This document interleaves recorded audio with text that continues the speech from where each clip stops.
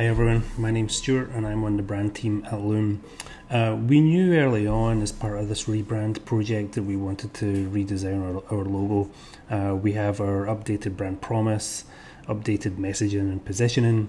We had a new visual design system, and a new logo was going to be one of the things that we really wanted to lead off with here and design a new identity that really kind of like reflected our new positioning and just gave us like a fresh outlook on things. This is one of several artboards with all of our logo explorations, which, as you can see, we made quite a few of. Almost everybody in the team chipped in here with all kinds of ideas, and there was a lot of exploration to be done. But I'll show just a little bit of like some of our early presentation process. We knew we wanted something, as I think everybody who's designing a logo mark, something timeless. Something that was iconic, something that we wouldn't need to update every couple years, and that kind of took us down a path of being inspired by modernist logo design of the 60s and 70s, which came out of Japanese family crests. It felt right for us because we often talk about Loom as being a utility, and it's no accident that these points of inspiration are utility companies, postal services, energy suppliers, public transportation systems. Even some of the early computer software manufacturers served as a source point for us here. The other inspiration and design direction point behind the logo design was the idea of simplicity, but what does that actually mean?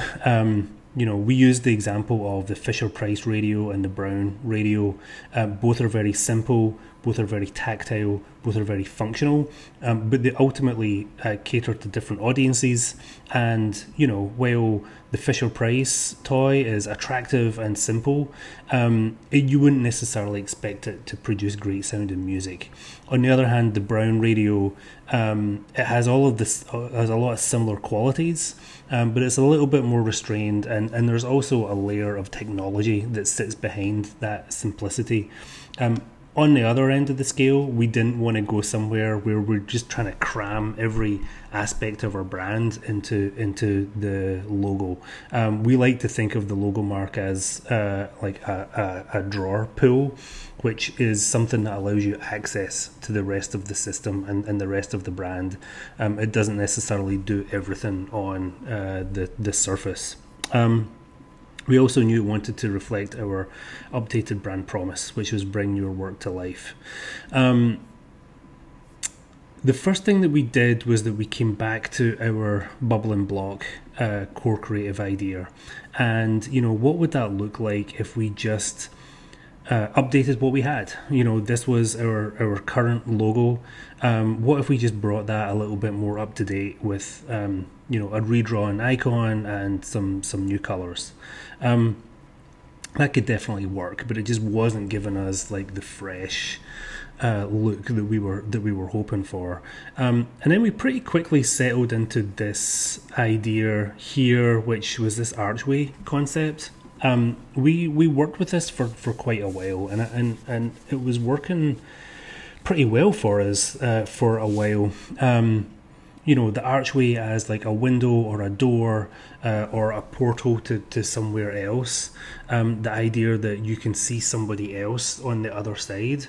This idea of a window or a frame with a sun. It felt optimistic. It felt transparent, and it really kind of gelled well with our brand promise, which was bringing your work to life. It really felt kind of light.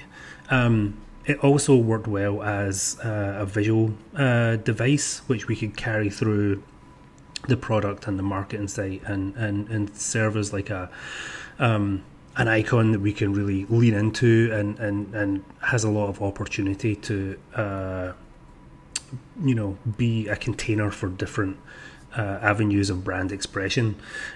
Ultimately, it didn't quite have the punch that we were looking for. It deviated a little bit far away from the bubble and the block concept. So we ended up talking about this idea of illumination, and these were the first couple of like what became known as our Loom beam. The idea that Loom allows you to illuminate the work that you're doing and share that with the world.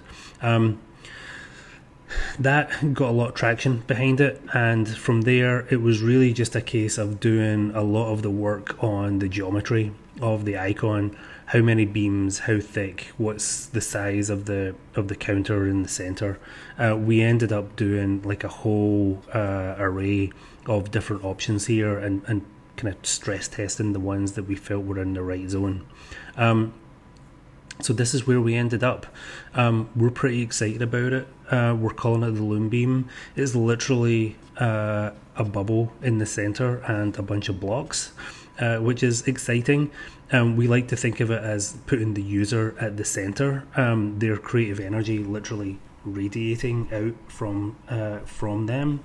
And also, like, a quick note on the logo type here. Like, we worked on it's typed out in circular, our corporate typeface, but we rounded off these O forms a little bit.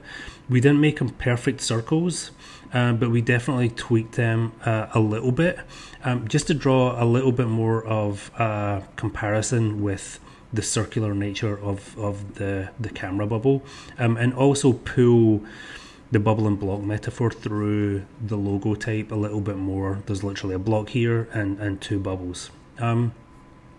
So this is it. This is where we ended up, and we're pretty excited about it. This idea of kind of like a timeless modernist aesthetic, we also ended up pulling through some of the illustrations and the icons that we have on the marketing site and in the product.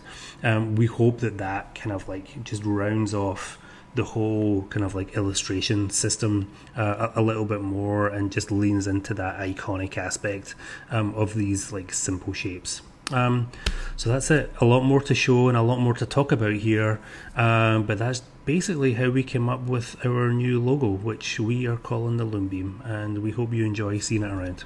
Cheers.